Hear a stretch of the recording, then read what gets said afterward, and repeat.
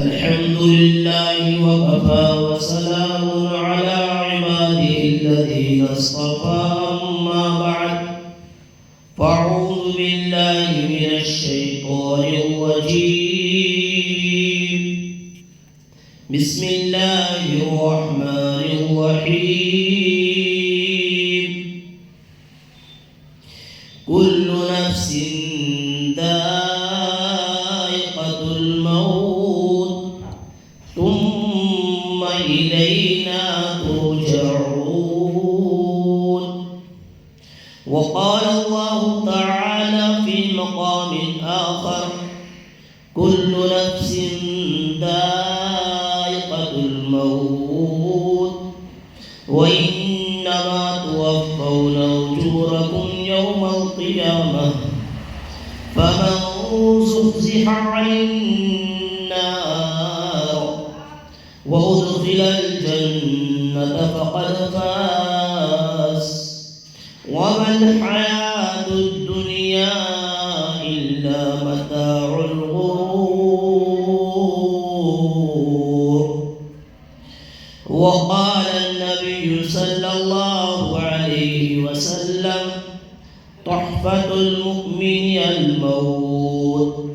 وقال النبي صلى الله عليه وسلم كن في الدنيا كأنك غريب أو عابر سبيل. صدق الله العظيم وصدق رسوله النبي الكريم.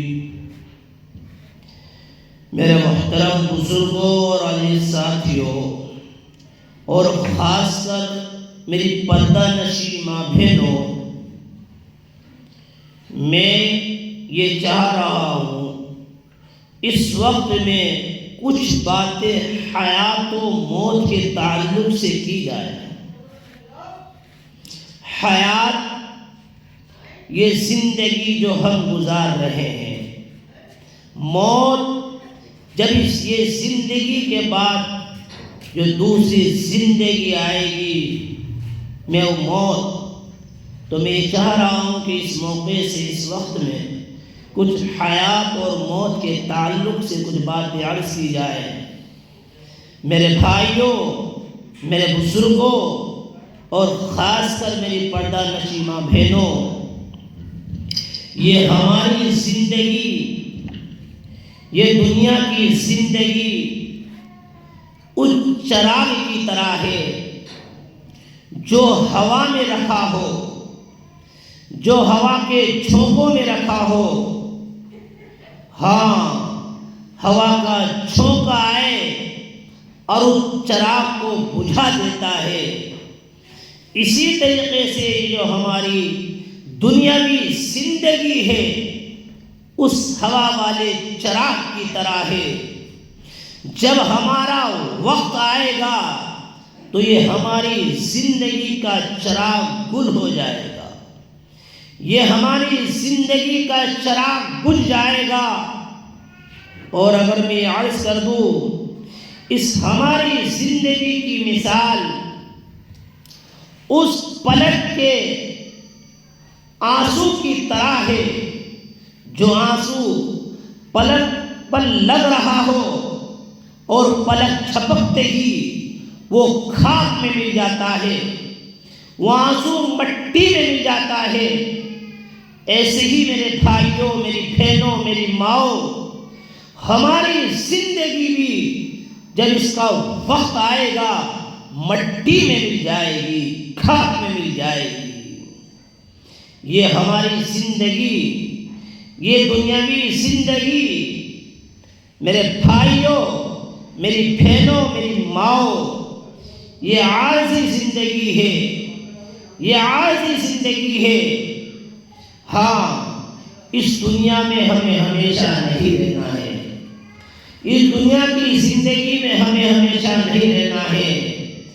بلکہ جو بشر دنیا میں آیا ہے، جو بشر دنیا میں آیا ہے، جو روح دنیا میں آئی ہے، سب کو فنا ہونا ہے، سب کو فنا ہونا ہے. ایسا نہیں ہو سکتا کہ وہ جاندار ہو اسے فنا نہ ہو ایسا نہیں ہو سکتا۔ میرا اللہ خود قرآن میں فرماتا ہے کل من علیہا فان،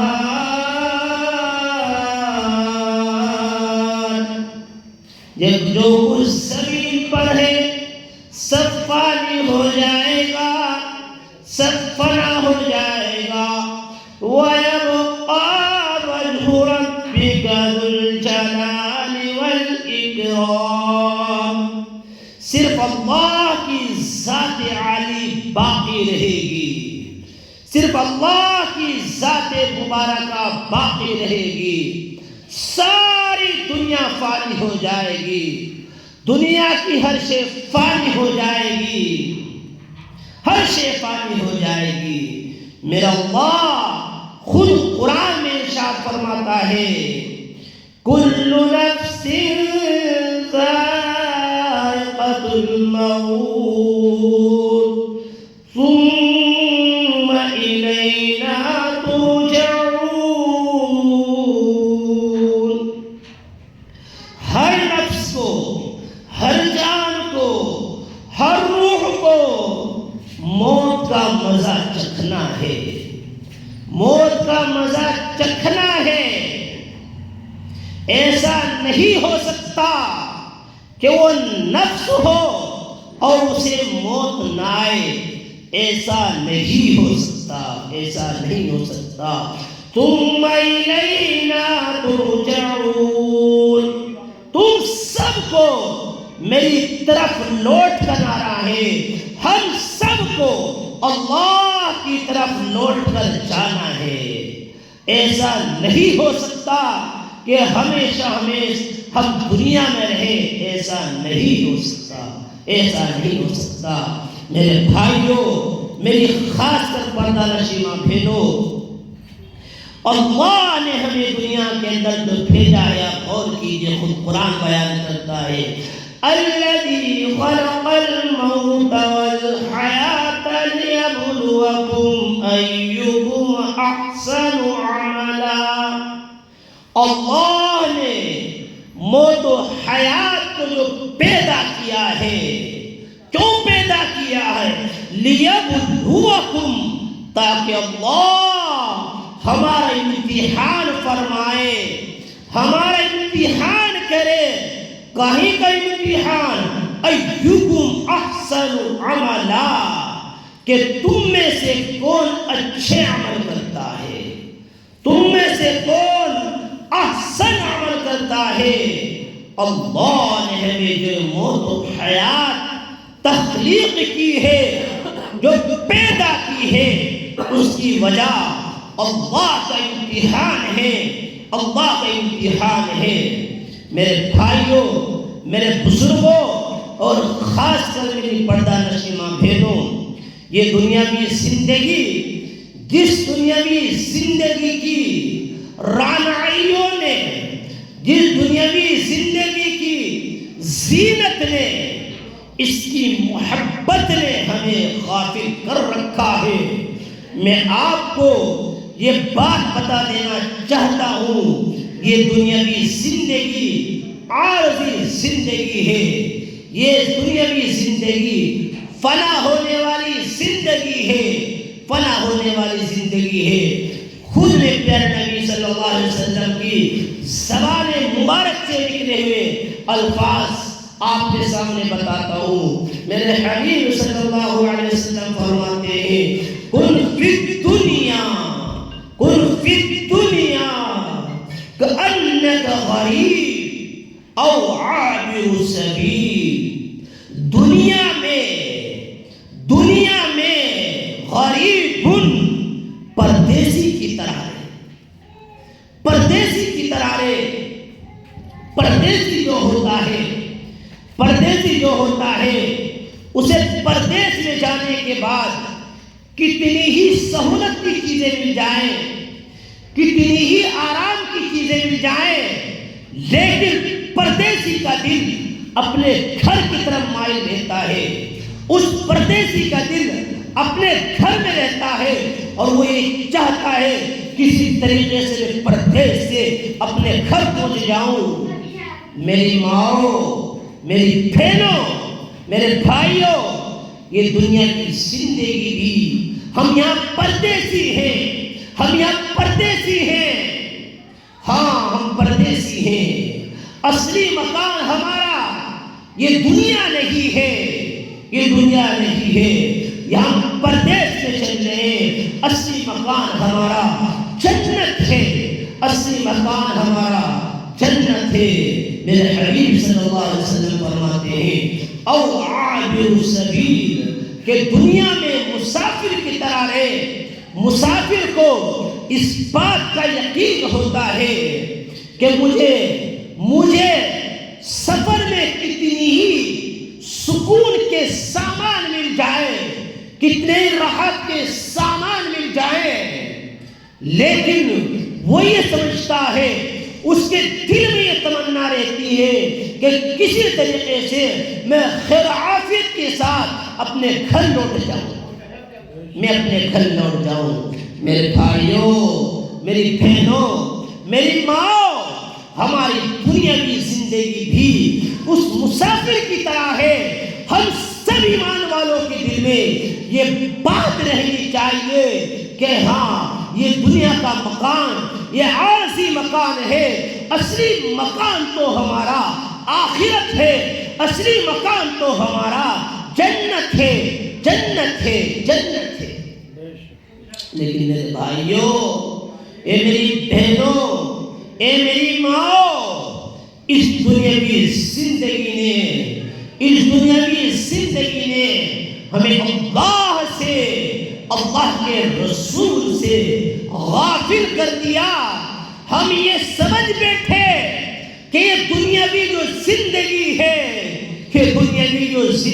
ہے یہ تو ہماری اپنی من مرضی کی زندگی ہے، حالانکہ یہ بات غلط ہے، یہ شیطانی وسوسہ ہے، یہ شیطانی خیال ہے، اس لیے کہ عالم ارواح کے اندر تمام روحیں جہاں اکٹھا تھی، جو قیامت تک روحیں دنیا میں آئیں گی، تمام روحیں اکٹھا تھی، اللہ نے تمام روحوں سے کہا الست بربکم، اے روحو کیا میں تمہارا رب نہیں ہوں؟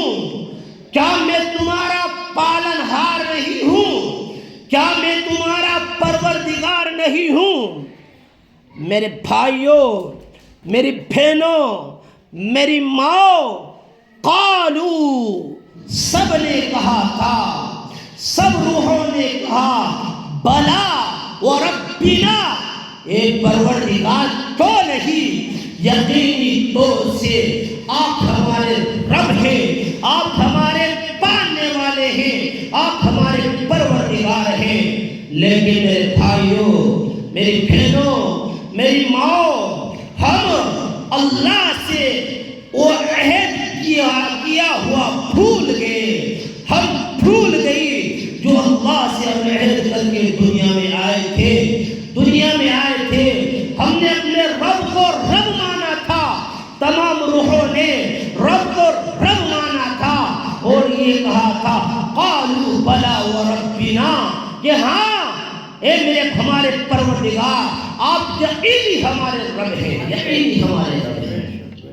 لیکن ہمیں شیطان نے یہ سبق پڑھا دیا، ہمارے دلوں میں شیطان نے یہ خیال ڈال دیا، نفس مارا نے ہمارے دلوں میں یہ خیال ڈال دیا، یہ وہم ڈال دیا، نہیں یہ دنیاوی زندگی تو ہماری نیکی زندگی ہے۔ اے میرے بھائیوں، اے میری بہنوں، ایسا نہیں ہے۔ میرا اللہ خود قرآن میں فرماتا ہے اَحَسِبَ النَّاسُ أَن يُتْرَكُوا أَن يَقُولُوا آمَنَّا وَهُمْ لَا يُفْتَنُونَ وَلَقَدْ فَتَنَّا الَّذِينَ مِنْ قَبْلِهِمْ فَلَيَعْلَمَنَّ اللَّهُ الَّذِينَ صَدَقُوا وَلَيَعْلَمَنَّ الْكَاذِبِينَ۔ کیا انسان مرد ہو یا عورت ہو، یہ گمان کرتے ہیں یہ خیال کرتے ہیں، یہ خیال کرتے ہیں کہ ہم تو ایمان والے ہیں، ہم تو ایمان والے ہیں، اللہ ہمیں صرف اتنا کہنے پر یوں ہی چھوڑ دیں گے۔ ایسا نہیں ہے، ایسا نہیں ہے، اللہ ہمارے امتحان نہ فرمائے، ایسا نہیں ہے میرے بھائیو۔ اللہ خود فرماتے ہیں وَلَقَدْ فَتَنَّا الَّذِينَ مِن قَبْلِهِمْ، اللہ نے ہم سے پہلے لوگوں کا بھی امتحان فرمایا ہے، امتحان کیا ہے، امتحان کیا ہے۔ سچ اور جھوٹوں کو اللہ الگ فرما دیں گے، اللہ الگ کر دیں گے۔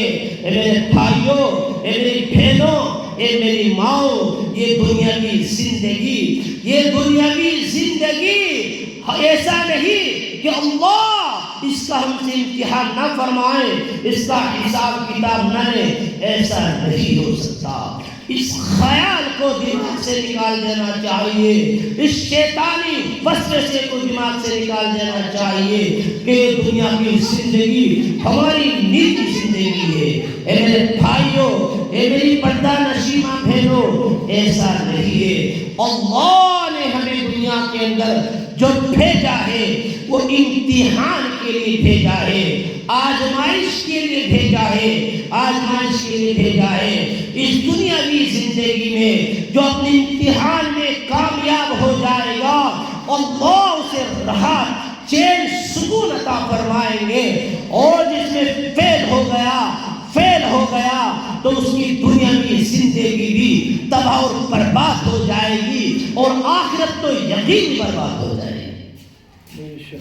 اے میرے بھائیوں، اے میرے بہنوں، یہ دنیا کی زندگی یہ تو وطن اقامت ہے، وطن اقامت ہے، عارضی گھر ہے، عارضی گھر ہے۔ وطن اصلی وطن تو ہمارا جنت ہے، اصلی وطن تو ہمارا جنت ہے۔ اس لیے میرے حبیب صلی اللہ علیہ وسلم فرماتے ہیں کل فی الدنیا کأنک غریب، کہ دنیا میں پردیسی کی طرح ہے، او عابر سبیل، دنیا میں مسافر کی طرح ہے، دنیا میں مسافر کی طرح۔ اے میرے بھائیوں، میری بہنوں، میری ماؤں، اللہ کے نبی نے فرمایا الدنیا سجن المؤمن وجنت الکافر، کہ دنیا مومن کے لیے قید خانہ ہے اور کافر کے لیے جنت ہے، کافر کے لیے جنت ہے۔ اس کا کیا مطلب ہے حدیث کا؟ اس کا ایک مطلب تو یہ لکھا ہے کہ ایمان والے کے لیے بہت سارے دنیاوی زندگی میں قیود ہیں، بہت ساری حدیں ہیں۔ ہاں، کھانا تو کھانا ہے لیکن حلال کھانا ہے، کھانا تو کھانا ہے، بیاس کا نہیں کھانا، سود کا نہیں کھانا۔ ہاں، اللہ نے ایمان والوں کے لیے، ان ایمان والیوں کے لیے حد قائم کی ہے، قیود قائم کی ہے، شرائط قائم کی ہے۔ پینا تو ہے لیکن حلال پینا ہے، حرام نہیں پینا، حرام نہیں پینا۔ کپڑا تو پہننا ہے لیکن شریعت کی حد میں رہ کے پہننا ہے۔ ہاں، لباس تو پہننا ہے لیکن شریعت کی حد میں رہ کے پہننا ہے، شریعت کی حد میں رہ کے پہننا ہے۔ دنیا کی زندگی کی شادیاں تو کرنی ہے لیکن شریعت کی حد میں رہ کے کرنی ہے، نکاح تو کرنا ہے، شریعت کی حد میں رہ کے کرنا ہے۔ بہرحال ایمان والوں کے لیے دنیا کی جو زندگی ہے قید خانہ ہے، قید خانے ہیں، بہت سارے شرائط ہیں، بہت ساری قیود ہیں، بہت ساری حدود ہیں جو ایمان والوں کو دنیاوی کام تو کرنے ہیں لیکن ان حدوں میں رہ کر کرنا ہے۔ جن حدوں کو میرے بھائیوں، میری بہنوں، ہم بھول گئی۔ ہم میک اپ کرتی ہیں، میک اپ تو کرنا ہے لیکن شریعت کی حد میں رہ کے کرنا ہے. زینت تو اختیار کرنی ہے لیکن شریعت کی حد میں رہ کے کرنی ہے. ہاں یہی تو مومن کے لیے قید خانے کا مطلب. میری بہنوں، میری ماؤ میک اپ کرنا ہے لیکن ناخن پالش نہیں لگوانی، اس کی قید لگا دی. ہاں میک اپ کرنا ہے، کریم لگا لو، کوئی حرج نہیں، کوئی گناہ نہیں. بہرحال میں ایک چھوٹی سی چند بات عرض کر رہا ہوں. زیور تو پہننا ہے لیکن ایسا زیور نہیں پہننا جو غیر محرموں کو اپنی طرف مائل کر لے. ایسا زیور نہیں پہننا. ہاں زیور تو پہننا ہے لیکن شریعت کی حد میں رہ کے پہننا ہے. میں وہی سمجھانا چاہ رہا ہوں کہ دنیاوی زندگی ایمان والوں کے لیے، ایمان والیوں کے لیے قید خانہ ہے.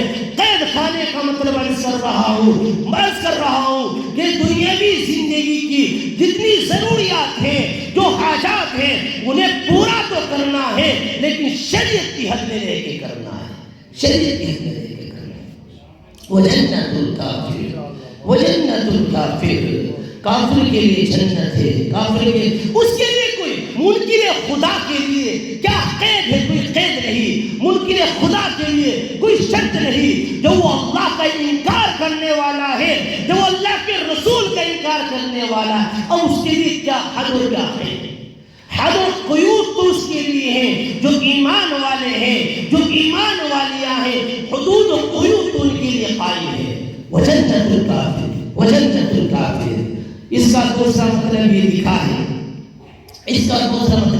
ہے کہ دنیا مومن کے لیے جنت ہے. مومن کے لیے دنیا قید خانہ ہے. دنیا مومن کے لیے قید خانہ ہے. میرے اللہ ایمان والیوں کو جو جنت عطا فرمائیں گے اور جنتوں کی نعمت عطا فرمائیں گے، دنیاوی نعمتوں کو، دنیاوی زندگی کو وہ یہ سمجھیں گے جنتی کہ دنیا کی زندگی تو قید خانہ ہے. یہ سمجھیں گے. وہ جنت الکافر. اور یہ لکھا ہے، دوسری تشخیص یہ لکھی ہے کہ کافروں کو دنیا کے اندر مصیبتیں تو آتی ہیں، منکر خدا کو مصیبتیں تو آتی ہیں، آفات تو آتی ہیں، الجھنیں تو آتی ہیں. ایسا نہیں آتی ہیں لیکن میری ماں، میری بہنوں، جب ان منکر رسول کو جہنم میں ڈالا جائے گا،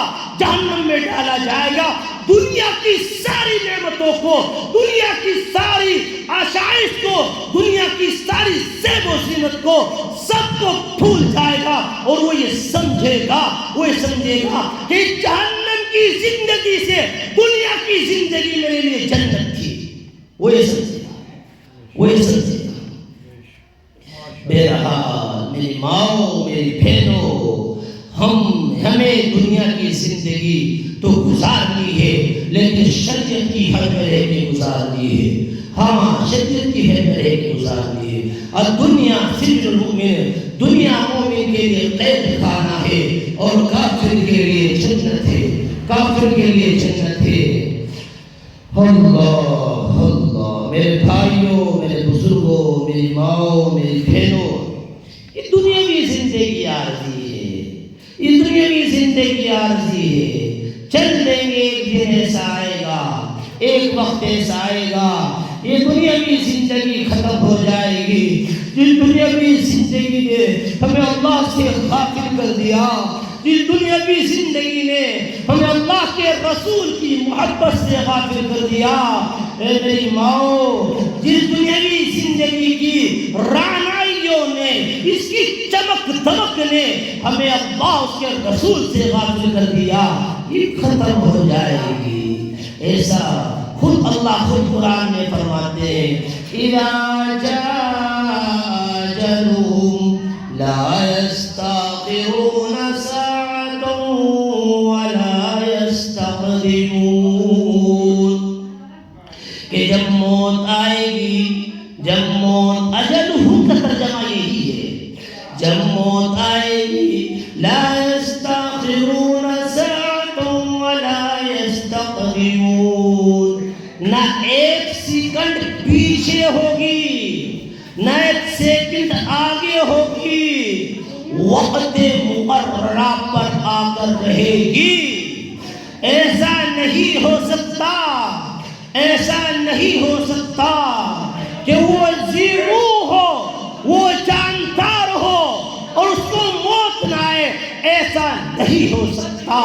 چاہے وہ انبیاء ہوں، چاہے وہ اولیاء اللہ ہوں، چاہے وہ بادشاہ ہوں، چاہے وہ قطب ابدال ہوں، چاہے وہ مالدار ہوں، چاہے وہ غریب ہوں، چاہے وہ بیمار ہو، چاہے وہ صحت مند ہو، چاہے وہ بوڑھے ہوں، چاہے وہ جوان ہو، چاہے وہ بچے ہوں، میری ماں میری بہنوں، موت سب کو آ کر رہے گی، موت سب کو آ کر رہے گی۔ ایسا نہیں ہو سکتا کہ کوئی نبی ہے اور اسے موت نہ آئے، کوئی رسول ہے اسے موت نہ آئے، کوئی ولی ہے اسے موت نہ آئے، کوئی مالدار ہے اسے موت نہ آئے، کوئی تندرست ہے اسے موت نہ آئے، کوئی بادشاہ ہے اسے موت نہ آئے، کوئی وزیر ہے اسے موت نہ آئے، ہاں کوئی ڈاکٹر ہے اسے موت نہ آئے۔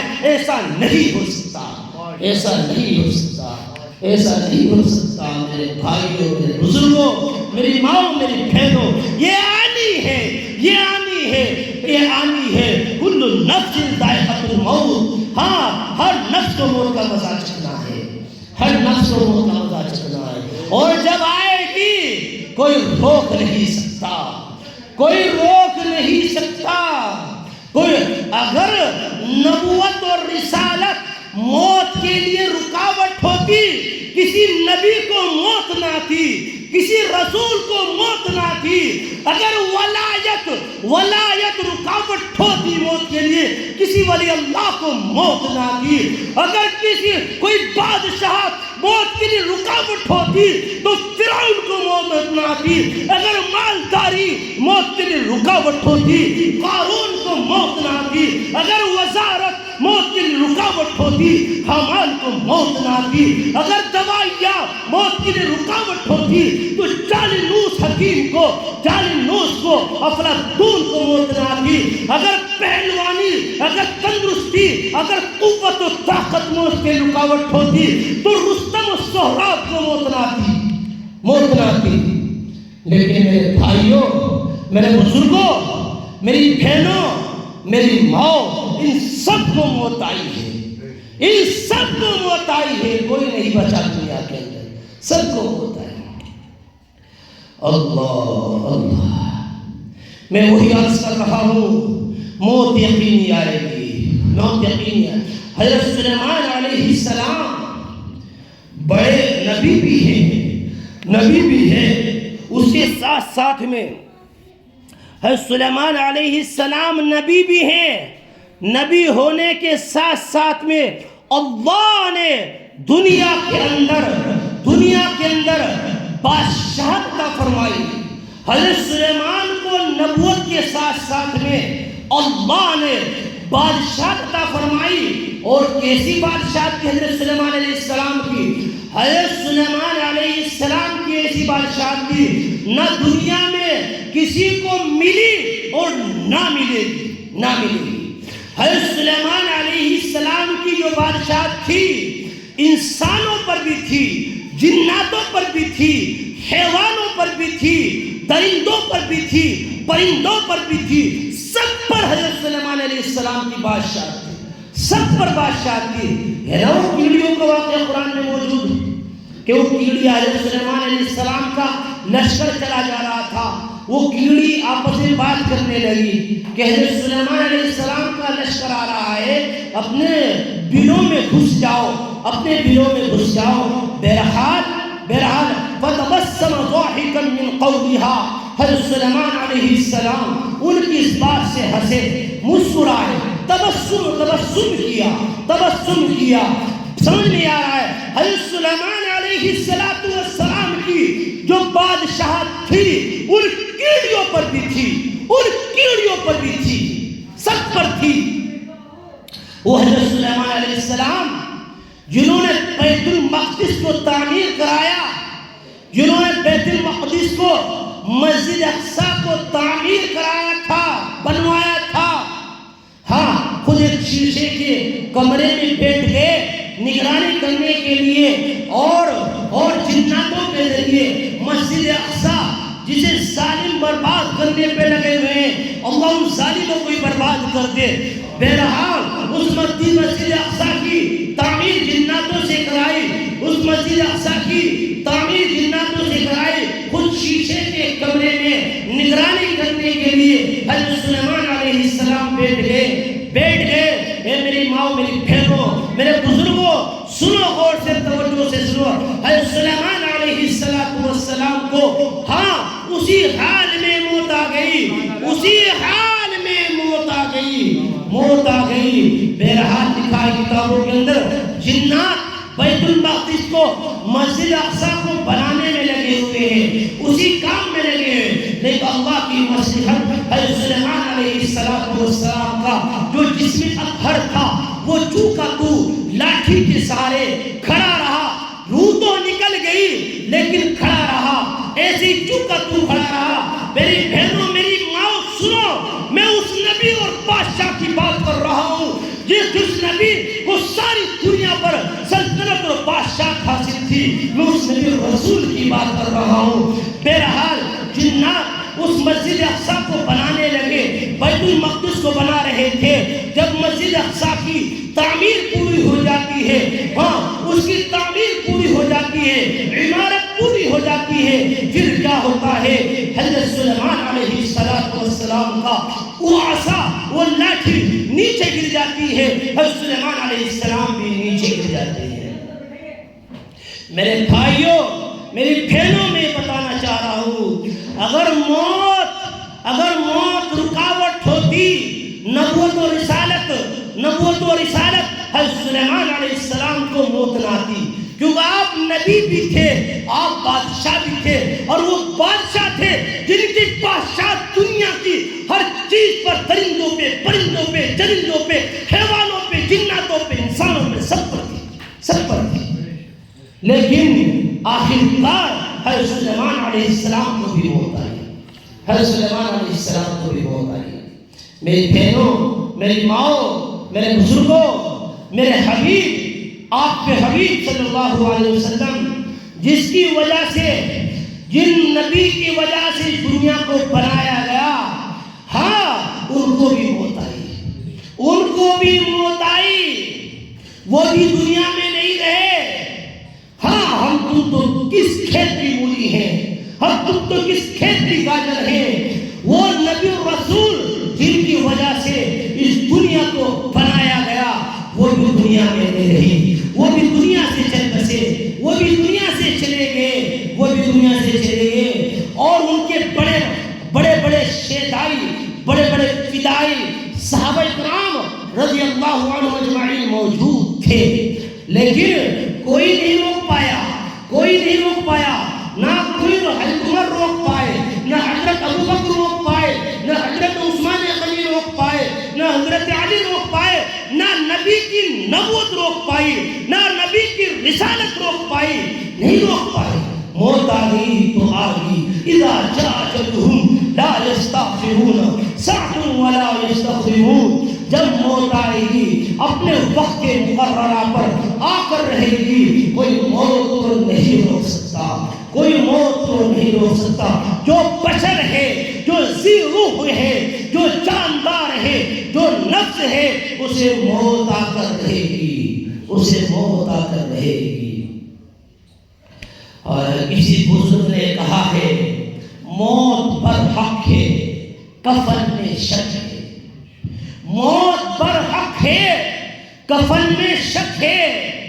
موت تو یقینی ہے، لیکن اس میں شک ہے کہ کفن ملے یا نہ ملے، نہ جانے کہاں موت آ جائے، کس حال میں موت آ جائے، کس جگہ موت آ جائے، اللہ جانتا ہے، اللہ کے علم میں ہے، لیکن موت یقینی ہے، کفن میں شک ہے۔ حضرت مولانا پیر ذوالفقار نقشبندی دامت برکاتہ نے ایک واقعہ لکھا ہے، اسی جملے پر ایک واقعہ لکھا ہے کہ ایک آدمی تھا، دشمنوں نے اسے قتل کر دیا، قتل کرنے کے بعد میں اسے دریا میں پھا دیا، کئی روز اس کی لاش کو دریا کے اندر ہو گئے، اس کی لاش پھول گئی، اس کا جسم پھول گیا، اسے پولیس کو اطلاع کی گئی، پولیس نے اسے نکالا، اسے دریا سے نکالنے کے بعد میں اس کی کوئی پہچان نہ ہو پائی، کوئی خاص پہچان نہ ہو پائی۔ بہرحال کچھ اس طرح کی پہچان ہوئی کہ یہ مسلمان ہے۔ ان پولیس والوں نے اس لاش کو پاس کے کسی علاقے میں مسلمان رہتے تھے انہیں دے دیا، اور ان سے کہا کہ اسے نلا کر دفنا کر اسے دفن کر دو۔ بہرحال حضرت نے لکھا ہے، حضرت رحمت برکات نے لکھا ہے کہ اس کے کفن کے لیے اعلان ہوا کہ چندہ دے دیا جائے، اسے کفن دینا ہے، اس آدمی کو کفن دینا ہے۔ کسی نے 10 روپئے دیے، کسی نے 20 روپئے دیے، بہرحال چندہ کیا گیا اس کے کفن کے لیے، چندہ کیا گیا، اور چندہ کرنے کے بعد میں میرے بھائیوں میری بہنوں اس کا کفن خریدا گیا، اسے کفن دیا گیا، اسے دفنا دیا گیا۔ بہرحال بعد میں پتہ چلا، ہے میرے بھائیوں، ہے میری بہنوں، ہے میری ماں، بعد میں پتہ چلا وہ جو آدمی تھا کسی علاقے کا ذمہ دار تھا، اس کی 2 کوٹھیاں تھیں الگ الگ شہروں کے اندر، اس کے پاس 9 مربع میل زمین تھی، اس کے 4 جوان بیٹے تھے، مختلف گھر تھے، اس کے اکاؤنٹ میں، اس کے کھاتے میں کروڑوں روپے موجود تھا۔ ہائے ہائے میری بہنوں دیکھو، آج کو اسے کفن دیا جا رہا ہے، چندے کے ذریعے کفن دیا جا رہا ہے، کروڑوں روپے اس کے کام نہ آ سکا۔ ہاں میں وہی عرض کر رہا ہوں، موت پر حق ہے، کفن میں شک ہے، موت پر حق ہے، کفن میں شک ہے۔ موت تو یقینی ہے، لیکن نہ جانے کفن کیسے ملے نہ ملے، اللہ بہتر جانے، اللہ بہتر۔ اس لیے میرے بھائیوں، میرے بزرگوں، اور خاص کر میری پردہ نشین ماں بہنوں، ہم اس موت کی تیاری کریں، اس موت کے لیے کوشش کریں جس موت کو آج ہم بھول گئے، جس موت کو میری ماں آج آپ بھول گئی، اس موت کی تیاری کریں، اس موت کی تیاری کریں۔ عقل مند انسان وہ ہے جو اپنی دنیاوی زندگی میں رہ کر اس موت کی ہمیشہ کی زندگی کی جو کبھی ختم نہیں ہوگی اس کی تیاری کرے۔ عقل مند وہ ہے۔ ایک اصولی بات لکھی ہے بزرگوں نے، جس کی دنیاوی زندگی اللہ کو پسندیدہ ہے، اس کی موت بھی پسندیدہ ہے، آج ہمارا مزاج، اے میری بہنوں، اے میری ماؤں، اے میرے بھائیوں، اے میرے بزرگوں، یہ بن چکا کہ کل کر لیں گے۔ بھائی آؤ نماز پڑھنے چلو، جی کل سے پڑھوں گا نماز، کل سے اے میری بہن نماز پڑھ لیا کرے، کل کو نہا دھو کے نماز پڑھیں گے۔ ہائے ہائے کتنے غافل ہو گئے ایمان والے، میرے حبیب صلی اللہ علیہ وسلم کے کی زندگی سنو، ہاں وہ موت کو کیسے سامنے رکھتے تھے۔ ایک مرتبہ حضور اکرم صلی اللہ علیہ وسلم قضاء حاجت سے اس کنگے سے فارغ ہوئے، اور آپ علیہ السلام نے فارغ ہونے کے بعد میں فوراً تیمم کیا، اور آپ دریا کے قریب تھے، دریا کے پاس تھے۔ کسی صحابی نے معلوم کیا ایک پیارے حبیب صلی اللہ علیہ وسلم دریا پاس میں ہے، پھر آپ نے تیمم کیوں کیا؟ ہے میرے بھائیوں، ہے میری بہنوں، ہے میری ماں، میں اس آقا کی بات کر رہا ہوں، ان تاجدار مدینہ صلی اللہ علیہ وسلم کی بات کر رہا ہوں، جو اللہ کے محبوب تھے، اللہ کے حبیب تھے، میں ان کی بات کر رہا ہوں۔ پیارے نبی صلی اللہ علیہ وسلم نے فرمایا، نہ جانے میں دریا تک پہنچ نہ پاؤں اور اس سے پہلے ہی موت آ جائے۔ میں دریا کی طرف وضو کے لیے چل دیا، لیکن موت ایسی ہم نظروں کے سامنے تھی، موت کا ایسا استحضار تھا کہ فرمائے کہ چل تو دیا دریا کی طرف، لیکن نہ جانے دریا کے پاس پہنچ پاؤں گا یا نہیں پہنچ پاؤں گا۔ پیارے حبیب صلی اللہ علیہ وسلم نے صحابہ سے معلوم کیا کہ موت کو تم کتنا قریب سمجھتے ہو، موت کو تم اپنا کتنا قریب سمجھتے ہو۔ کسی نے کہا کہ ہم تو یہ سمجھتے ہیں کہ صبح کے بعد شام آئے گی نہیں آئے گی معلوم نہیں۔ کسی نے کہا کہ ہم جو 4 رکعت کی نیت باندھتے ہیں معلوم نہیں یہ 4 رکعت ہماری پوری ہوگی یا نہیں ہوگی۔ میرے حبیب صلی اللہ علیہ وسلم نے فرمایا اے صحابہ میں موت کو اتنا قریب سمجھتا ہوں، میں موت کو اتنا قریب سمجھتا ہوں کہ جب نمازی نماز پڑھتا ہے نہ جانے دوسری طرف سلام پھیر پائے نہ پھیر پائے، دوسری طرف سلام پھیر پائے نہ پھیر پائے۔ اور میں عرض کر دیتا ہوں میری ماں میری بہنوں، یہ جو میں الفاظ نکال رہا ہوں اگلا الفاظ میں نکال پاؤں یا نہ نکال پاؤں، موت اتنے قریب ہے، موت اتنے قریب ہے۔ اس لیے ہم اپنے ہر دن کو آخری دن سمجھے، ہر گھنٹے کو آخری گھنٹہ سمجھے، ہر منٹ کو آخری منٹ سمجھے، ہر لمحے کو آخری لمحہ سمجھے۔ یہ نہ کہے کہ جی کل کو کر لوں گا، نماز کل پڑھ لوں گا، اللہ کا ذکر کل کر لوں گا، پروگرام میں اگلے ہفتے چلا جاؤں گا، اگلی جمعرات میں چلا جاؤں گا۔ میرے بھائیوں، میری بہنوں، میری ماں، معلوم نہیں اگلا ہفتہ ملے یا نہ ملے، اگلا ہفتہ آئے یا نہ آئے، اللہ جانتے ہیں، اللہ جانتے ہیں۔ اس لیے اپنی یہ ذہن سے نکالو، امام غزالی رحمت اللہ علیہ نے اس بات کو بہت پیارے انداز میں سمجھایا ہے، بہت پیارے انداز میں سمجھایا ہے۔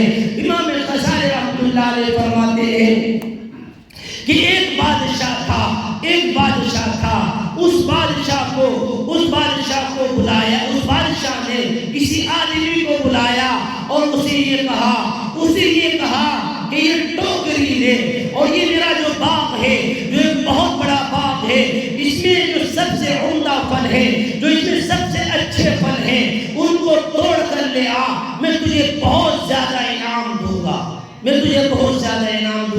لیکن شرط یہ ہے ایک بار داخل ہونے کے بعد دوسری بار داخل نہیں ہونے دوں گا۔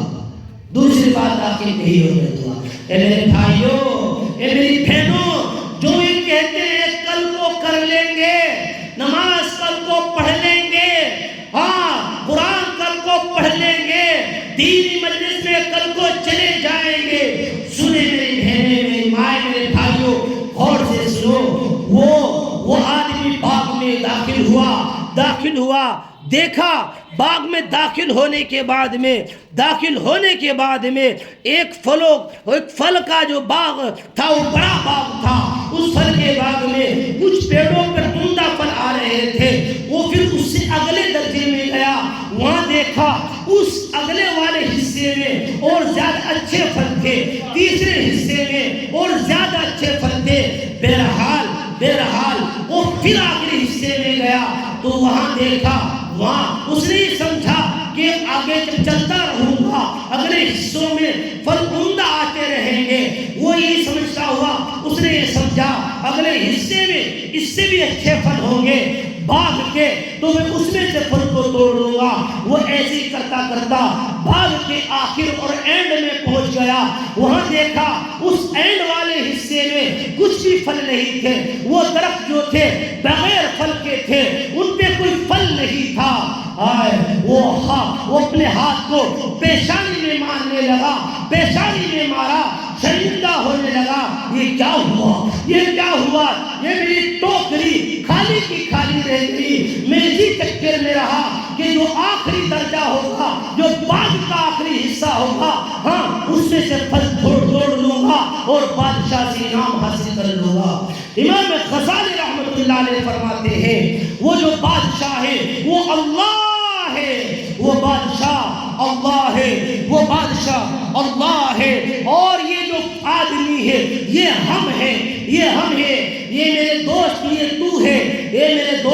تو ہے اور یہ جو ٹوکری ہے یہ نام اعمال ہے، یہ نام اعمال ہے، یہ نام اعمال ہے، یہ جو باغ ہے یہ تیری دنیاوی زندگی ہے، یہ تیری دنیاوی زندگی ہے۔ اے میرے بھائیوں، اے میری بہنوں، اے میری ماں، ہم اس چکر میں ہیں، کل کو کر لیں گے، کل کو کر لیں گے۔ اے میرے دوست، تو یہ کہتا ہے نماز کل سے پڑھ لوں گا، قرآن کل سے پڑھ لوں گا، اللہ کل سے کر لوں گا، گناہ کو کل کو چھوڑ دوں گا، ہاں شادی بیاہ کے بعد میں سود بیاج لینا چھوڑ دوں گا، ہائے ہائے حرام کمانا ان لڑکیوں کی شادی کرنے کے بعد چھوڑ دوں گا۔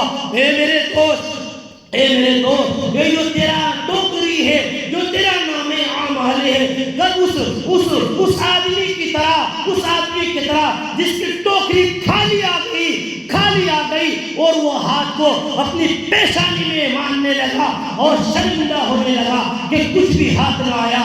باغ میں جہاں پھلوں کا انبار تھا، جہاں پھلوں کے ڈھیر تھے، لیکن وہ اسی چکر میں رہا، آگے سے توڑ دوں گا۔ جیسے ہم آج اس دنیاوی زندگی میں اس میں ہیں کہ داڑھی بعد میں رکھ لوں گا، داڑھی بیاہ کے بعد رکھ لوں گا، دیندار شادی کے بعد بن جاؤں گی، ابھی تو بچی ہے، ابھی تو 15-20 سال کی عمر ہے۔ اے میری ماں، میری بہنوں، یہ ذہن سے نکالو، ہاں معلوم نہیں جس کی موت کب آ جائے، بات ایسا نہ ہو کل کے چکر میں یہ ہمارا نام اعمال اس ٹوکری کی طرح خالی رہ جائے، پھر شرمندہ ہونا پڑے۔ امام غزالی رحمۃ اللہ علیہ فرماتے ہیں، اے میرے بھائی، اے میرے دوست، نہ جانے تیرے کفن کے کپڑے کا سود بازار میں پہنچ چکا ہو، تجھے معلوم نہیں، نہ جانے تیرے کفن کا کپڑا بازار میں پہنچ چکا ہو اور تو کل کے چکر میں لگ رہا ہے، اذا جاء اجلهم لا يستأخرون ساعة ولا يستقدمون۔ کل نہیں آئے گی، اب کر لے، ابھی کر لے، نماز ابھی پڑھ لے، قرآن ابھی پڑھ لے، اللہ کو راضی ابھی کر لے، گناہ کو ابھی چھوڑ دے، کل نہیں آئے کسی کی، نہ آئے گی کل تو کل، ایک پل کا بھروسہ نہیں۔ اس لیے میرے بھائیوں، میری بہنوں، میری ماں، یہ دنیا کی زندگی عارضی زندگی ہے، یہاں سے جانا ہے، یہاں سے یقینی جانا ہے، ہاں لیکن میرے بھائیوں، میری بہنوں، یہ جو موت ہے، اس کے مزے دو ہیں، ایک مزہ کڑوا ہوتا ہے، ایک مزہ میٹھا ہوتا ہے۔ اگر ہم نے دنیاوی زندگی میں رہ کر اللہ کو راضی کر لیا، دنیاوی زندگی میں رہ کر پیارے نبی صلی اللہ علیہ وسلم کی سنتوں پر چلے، دنیاوی زندگی میں رہ کر نمازوں کا اہتمام کرتے رہے، اللہ کے قرآن کو پڑھتے رہے، اللہ کے قرآن کو اپنے سینوں سے لگاتے رہے، حرام لقمے کو چھوڑ دیا، حرام کھانے کو چھوڑ دیا، سود و بیاج کو چھوڑ دیا، ہاں ہم نے اس جو میک اپ ہے اسے غیروں کے طریقے پر کرنا چھوڑ دیا، ہاں اس لباس کو غیروں کے طریقے پر پہننا چھوڑ دیا، اس چہرے کو غیروں کے طریقے پر، ہاں میرے بھائیوں، اسے چہرے کو بنانا چھوڑ دیا۔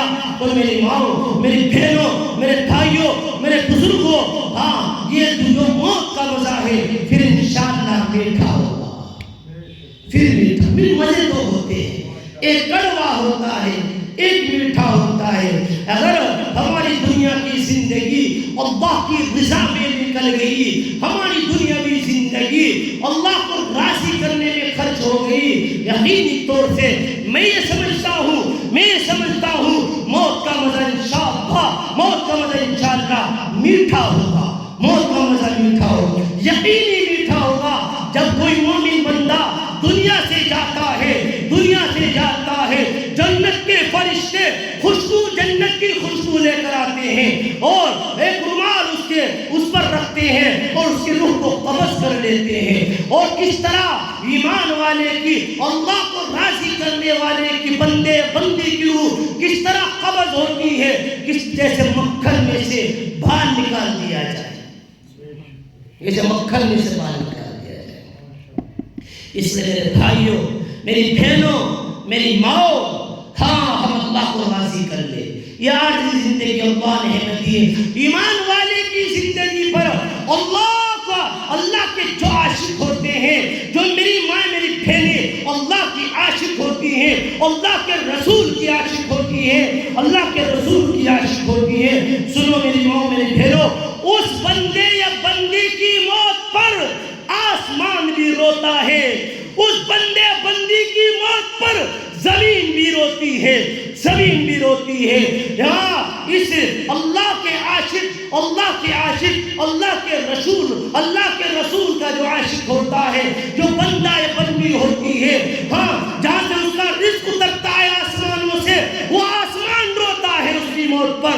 اس کی موت پر جس جگہ بیٹھ کر اللہ کی بندی یا اللہ کا بندہ اللہ کو یاد کرتا ہے، نمازوں کو پڑھتا ہے، قرآن کو پڑھتا ہے، اللہ کی رضا والے اعمال کرتا ہے، اللہ اس کے رسول کی باتیں کرتا ہے یا کرتی ہے، ہاں سنو وہ زمین اس بندے بندی کی موت پر روتی ہے. بلکہ میں یہ پڑھ رہا تھا، مومن کی موت پر اللہ کا عرش بھی روتا ہے. مومن کی موت پر اللہ کا عرش بھی روتا ہے. دلیل موجود ہے. حضرت سعد رضی اللہ تعالی عنہ ایک صحابی رسول ہیں، ان کا جنازہ جا رہا ہے. میرے اور آپ کے آقا تاجدار مدینہ محمد عربی صلی اللہ علیہ وسلم اس جنازے میں شریک ہیں، اس صحابی رسول کے جنازے میں شریک ہیں. آپ علیہ السلام پنجوں کے بل چل رہے ہیں. کسی صحابی نے معلوم کیا کہ اللہ کے رسول آپ کو ہم نے ایسے کبھی چلتے نہیں دیکھا، آپ پنجوں کے بل کیوں چل رہے ہیں؟ اے سنو میرے بھائیوں، اے میری ماں سنو، میرے حبیب صلی اللہ علیہ وسلم نے فرمایا سعد کے جنازے میں اتنے فرشتے موجود ہیں کہ میرے قدم رکھنے کی جگہ بھی نہیں ہے.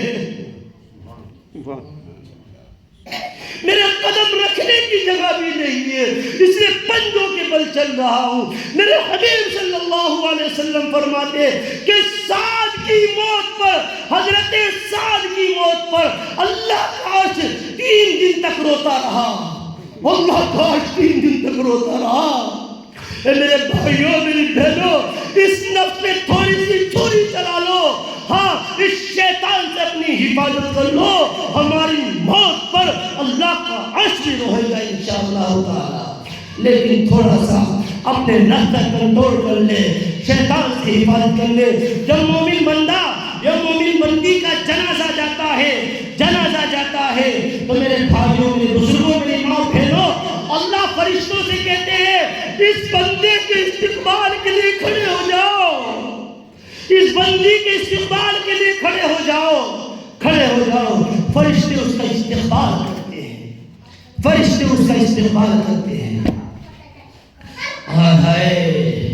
جب وہ بندہ یا بندی قبر میں رکھ دی جاتی ہے، رکھ دیے جاتے ہیں، اللہ کہتے ہیں فرشتوں سے اسے کہہ دو یہ ہارا تھکا آ رہا ہے، یہ دنیا کی زندگی سے ہارا تھکا آ رہا ہے. کھانے کو بہترین کھانے رکھے ہوئے تھے لیکن سود و بیاج کے تھے، اس نے نہیں کھایا. ہاں دوسری عورتیں ناجائز میک اپ کرتی تھی لیکن اس بندی نے نہیں کیا. دوسری عورتیں غیر شرعی لباس پہنتی تھی، اس بندی نے نہیں کیا. دنیا کی زندگی سے ہار تھک کر آ رہا ہے، ہار تھک کر آ رہی ہے. اے فرشتوں سے کہہ دو نم کلوم العروس، دلہن کی طرح سو جا. دیکھو کتنی عجیب، اللہ نے یہ کہا آرام سے سو جا، سکون سے سو جا، یہ نہیں کہا. میرے حبیب کا فرمان یہ نہیں، نم کلوم العروس، دلہن کی طرح سو جا. کیا مطلب؟ جو دلہن ہوتی ہے ہاں جب وہ رات میں سو جاتی ہے، جو اس کا معشوق ہوتا ہے، جو اس کا محبوب ہوتا ہے، وہی اسے اٹھاتا ہے، وہی اسے اٹھاتا ہے۔ اے میرے پیارے دوستو، اے میری پیاری بہنوں، میری قابل احترام ماں، جب ایک بندہ بندی قبر میں ڈھکی جاتی ہے، دلہن کی طرح سوتی ہے، جو ہمارا محبوب حقیقی ہے، جو ہمارا معشوق حقیقی ہے، وہ کون ہے؟ وہ اللہ ہے، وہ اللہ ہے، وہ ہمیں اٹھائے۔ حدیث شریف میں آتا ہے کچھ بندے، کچھ اللہ کے بندے، کچھ اللہ کی بندی ایسی ہوگی، وہ اللہ کو دیکھ کر ہنسیں گی، اللہ ان کو دیکھ کر ہنسیں گے، اللہ ان کو دیکھ کر ہنسیں گے۔ موجود ہے قرآن، یا ایتھا النفس المطمئنہ ارجعی الی ربک راضیۃ مرضیہ فادخلی فی عبادی وادخلی جنتی۔ اے نفس مطمئنہ، اے نفس اے اطمینان والی روح، اے وہ روح جو دنیاوی زندگی میں قربانیاں لے کر آ رہی ہے، ناجائز خواہشات کو دنیا میں رہ کر پامال کر کے آ رہی ہے، اے وہ روح جو شیطانی وسوسوں سے پاک و صاف ہو کے آ رہی ہے، اے روح، اے روح، تو اپنے رب کے پاس اس حال میں جا، تو بھی مسکرا، وہ بھی مسکرا رہا ہے، تو بھی راضی ہے، وہ بھی راضی ہے، فادخلوا فی عبادی، اور میرے بندوں میں داخل ہو جا، اور ادخلوا جنتی، اور میری جنت میں داخل ہو جا، اور میری جنت میں داخل ہو جا۔ میرے بھائیوں، میرے بزرگوں، میری ماؤں، میری بہنوں، میں یہی عرض کر رہا ہوں کہ دنیاوی زندگی عارضی زندگی ہے، اس کے بعد موت یقینی آئے گی، موت کو کوئی نہیں روک سکتا، موت کو کوئی نہیں روک سکتا۔ موت کا مزہ دو ہے، ایک موت کا مزہ کڑوا ہے، ایک موت کا مزہ میٹھا ہے۔ کڑوا ان کے لیے ہے جو اللہ کا انکار کرتے ہیں، اللہ کے رسول کا انکار کرتے ہیں، جو نمازوں کا اہتمام نہیں کرتے، جو اللہ کے احکامات کی پابندی نہیں کرتے، اللہ کے پیغامات کی پابندی نہیں کرتے، پیارے نبی صلی اللہ علیہ وسلم کی سنتوں کو زندہ نہیں کرتے، ان کے لیے موت کا جو مزہ ہے وہ کڑوا ہے، وہ کڑوا ہے۔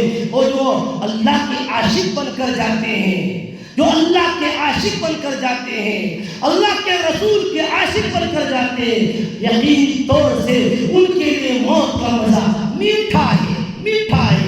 کل نفس ذائقۃ الموت، ہر نفس کو موت کا مزہ چکھنا ہے، ہر نفس کو موت کا مزہ چکھنا ہے۔ اس لیے میرے بھائیوں، میرے بزرگوں، میری نوجوان بہنوں، اس لیے ہم اپنی زندگی کو بدلیں، اپنی زندگی کو بدلیں۔ یہ موت یقینی ہے، اس موت سے کسی کو چھٹکارا نہیں، اس موت سے کوئی نہیں بچ سکتا، یہ موت پکی ہے، اٹل ہے، اسے کوئی نہیں روک سکتا۔ حضرت مولانا پیر ذوالفقار نقشبندی دامت برکاتہ نے ایک مضمون لکھا ہے، مجھے بڑا پسند آیا تھا وہ مضمون، اس لیے میں اسے لایا ہوں۔ ہاں، میں اسے آپ کے سامنے تھوڑا سا سناتا ہوں، بڑا پیارا انداز میں لکھا ہے۔ ہائے ہائے، ایک جوان آدمی، ایک جوان لڑکا چارپائی پر لیٹا ہوا ہوتا ہے، سارے گھر والے پوچھتے ہیں، مر گیا، سارے گھر والے پوچھتے ہیں آپ کو کیا ہوا؟ وہ خاموش ہوتا ہے، کوئی جواب نہیں دیتا، پڑا ہے، روح نکل گئی۔ اس کی بیٹی پڑھتی ہے، کہتی ہے، اے میرے ابو مجھے بتائیے، میں اس مضمون کو پڑھ کر میرے بھائیوں، میری بہنوں، میں اکیلے میں بھی رویا ہوں، اس لیے میں آپ کو بھی سنانا چاہتا ہوں، دل کھڑا کر دینے والا مضمون ہے۔ اے میرے ابو مجھے بتائیے تو صحیح، آپ کو کیا ہوا؟ میں آپ کی نوکری چاکری کے لیے حاضر ہوں، جس چیز کی ضرورت ہوگی فوراً تیار کر کے پیش کر دوں گی، مجھے تو بتا دیجئے۔ باپ خاموش ہوتا ہے، بیٹی رو رہی ہوتی ہے کہ ابو میرے سر پر شفقت کا ہاتھ اب کون رکھے گا، مجھے کیوں نہیں بتا دیتے؟ مگر باپ خاموش ہوتا ہے، باپ خاموش ہوتا ہے۔ میری ماں پڑا ہے موت کی حالت میں پڑا ہے، روح نکلی پڑی ہے۔ بہن آگے بڑھتی ہے، کہتی ہے بھائی مجھے بتا دو، مجھے بتاؤ تو صحیح آپ کو کیا ہوا؟ مگر بھائی خاموش ہوتا ہے، اس کی تو روح نکل گئی، کہتی ہے میں تمہاری بہن بول رہی ہوں فلاں، مجھے بتاؤ تو صحیح کس چیز کی ضرورت ہے، کوئی ضرورت ہو ابھی پوری کر دوں گی، میں راتوں کو آپ کی خدمت کے لیے جاؤں گی، میں آپ کی بہن ہوں، میں آپ کی خاطر آرام قربان کر دوں گی۔ لیکن وہ جواب نہیں دیتا، وہ جواب نہیں دیتا۔ بالآخر اس کی بیوی آگے بڑھتی ہے، کہتی ہے میرے ہمدم ہمراز میرے سرتاج مجھے بتائیے تو صحیح آپ کو کیا ہوا؟ خاوند شوہر اس کا میاں کوئی جواب نہیں دیتا۔ بیوی کی آنکھوں سے ساون بھادو کی طرح برسات ہو رہی آنسوؤں کی، بار بار کہتی ہے آپ خاموش کیوں ہو؟ آپ نے تو میرے ساتھ خوشی اور غم میں ساتھ رہنے کا عہد کیا تھا، یہ ساتھ رہنے کا عہد کیا تھا، ہماری زندگی ایک تھی، ہم ایک دوسرے کے ہمراز تھے، ہم تو ایک دوسرے کے جیون ساتھی تھے۔ آپ تو میرے سامنے اپنے سینے کے غم کھول دیا کرتے تھے، آپ تو دل کی باتیں بتا دیا کرتے تھے۔ آج کیا ہوا؟ آج کیا ہوا؟ مجھے کچھ نہیں بتا رہے ہو، بولیے تو صحیح، بولے گا کیسو؟ وہ تو موت کے حالت میں پڑا ہے، بولیے تو صحیح، بولیے تو صحیح، بات تو کریے۔ مگر خاوند کوئی جواب نہیں دیتا۔ بیوی کہتی آپ تو میری آواز پہچانتے تھے، میری آنکھوں کا اشارہ پہچانتے تھے، آج مجھ سے کیوں خفا ہو؟ اگر کوئی غلطی ہوئی ہو تو میں پاؤں پکڑ منا لیتی ہوں، مگر خاوند کوئی جواب نہیں دیتا۔ بیوی روتی رہتی ہے۔ بالآخر اسی دوران ماں آگے بڑھتی ہے، کہتی ہے میرے بیٹے، میرے نور نظر، میرے لختے جگر، مجھے بتا دو تو صحیح تمہیں کیا ہوا؟ بیٹے میں تمہاری امی بول رہی ہوں، مگر بیٹا کوئی جواب نہیں دیتا۔ ماں پوچھتی رہتی ہے بیٹا میں اپنا مال خرچ کر دوں گی، میں نے تمہارے بھائی کو ڈاکٹر کو بلانے کے لیے بھیجا ہے، میں تمہارا اچھا علاج کراؤں گی، بیٹا کہیں درد ہے تو بتا دے، کوئی تکلیف ہو تو بتا دے۔ ماں پوچھتی رہ جاتی ہے، بیٹا خاموش ہوتا ہے۔ ماں پوچھتی ہے بیٹا تم نے تو میری آواز پر ہمیشہ لبیک کہا، تو میرا فرما بردار بیٹا تھا، پھر میرا ہر کام سنتے تھے، میرا ہر حکم مانتا تھا۔ آج کیا بات ہے کہ اپنی ماں سے بات نہیں کر رہا ہے، اپنی ماں کی بات نہیں سن رہا ہے، کوئی جواب نہیں دے رہا ہے، ماں اپنی دنیا میں گم ہو جاتی ہے۔ میرے بیٹے جب میری شادی ہوئی تھی مجھے امید بھی نہیں تھی کہ مجھے اللہ تعالیٰ اولاد کی نعمت سے نوازیں گے۔ میرے بیٹے میں بھی نماز پڑھتی اور اولاد کی دعائیں مانگتی تھی، تہجد پڑھتی، اولاد کی دعائیں مانگتی تھی۔ بیٹے میں حج پر گئی، طواف کر کے اولاد کی دعائیں مانگی، مقام ابراہیم پر اولاد کی دعائیں مانگی۔ بیٹا کوئی موقع آتا، مبارک راتیں آتی، میں اولاد کی دعا مانگتی تھی، بیٹا تلاوت کرتی تھی، اولاد کی دعا مانگتی تھی۔ آئے ہائے کوئی نیک مجلس ہوتی تھی، اللہ والوں سے اولاد کی دعا کہتی تھی۔ میرے ساتھی دوسری لڑکیاں بھی مجھے کہتی اللہ تعالیٰ نے تجھے محبت کرنے والا خاوند دیا ہے۔ اے میری بہنوں، اے میری ماؤں، میرا ایک چھوٹا سا مختصر سا مضمون تھا اور بھی کیسے بولے گا؟ بیٹا ہو، باپ ہو، بھائی ہو، ماں ہو، شوہر ہو، بیوی ہو، لیکن جب موت آ گئی کتنا ہی رو لے، کتنا ہی گڑ گڑا لے، اب نہیں بولے گا، اب نہیں بولے گا۔ اس لیے میرے بھائیوں، میرے بزرگوں، میری ماؤں، میری بہنوں، بس میری آپ سے آخر میں یہی درخواست ہے، جو دنیا کی زندگی عارضی زندگی ہے، اس کے بعد میں ہمیشہ ہمیشہ زندگی آئے گی، جو سب سے پہلی اس آخرت کی جو ہمیشہ ہمیشہ زندگی ہے، اس میں سب سے پہلی سیڑھی موت کی سیڑھی ہے۔ اس لیے ہم اس موت کو جو جس کا مزہ ہر انسان کو ہر نفس کو چکھنا ہے، میں نے عرض کر دیا، جو اللہ کا عاشق بن کر، اللہ کے رسول کا عاشق بن کر بندہ بندی جائے گی، اس کے لیے موت کا مزہ میٹھا ہوگا، اور جو بندہ بندی غیر اللہ کا عاشق بن کر جائیں گے یا جائے گی، اس کے لیے موت کا مزہ کڑوا ہوگا۔ اللہ تعالیٰ اس موت کے مزے کو ہمارے لیے میٹھا بنا دے، میٹھا بنا دے۔ اللہ اس موت کو ہمارے لیے، اللہ ہمارے لیے تحفہ بنا دے۔ وما علینا الا البلاغ۔